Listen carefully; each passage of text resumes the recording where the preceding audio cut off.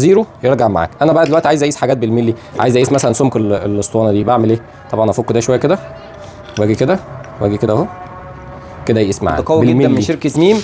ووفرت لك من تاني الحمد لله بيجي ما بيقعدش، فوفرت لك كميه كمان حوالي 20 قطعه زي ما انت شايف اهو. البوكليز حاجه ما شاء الله محترمه جدا، لو انت عايز تشتغل بيه بقى تقيس بيه بالملي يظبط معاك شغلك بالملي بالظبط. هنجرب ونفتح معاكم ونشوف. قرب معايا اوريهم ايه اللي بيجي في البوكليز. زي ما انتم شايفين بيجي كده حجر معاك، وعندك المفك اللي هتربط بيه عشان تركب الحجر 7 مللي و15 من 100.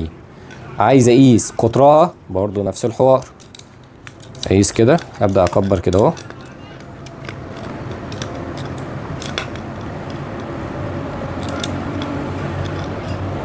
شايف هيقيس معاك ايه 114 مللي.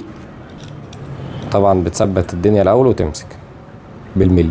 لو عايز بقى اقيس قطر الدايره من جوه، يعني انا لو عايز اقيس القطر اللي جوه، شايف بقيس بالجنب التاني ده كده اهو، واجي هنا ويقيس هيطلع معانا الرقم بالملي. حاجه ما شاء الله محترمه جدا، تستخدمه ليه استخدامات كتيره جدا. هم 20 قطعه معمول عليهم عرض قوي جدا في شركه ميم، يا تلحق يا ما تلحقش. ميم خليك في السليم.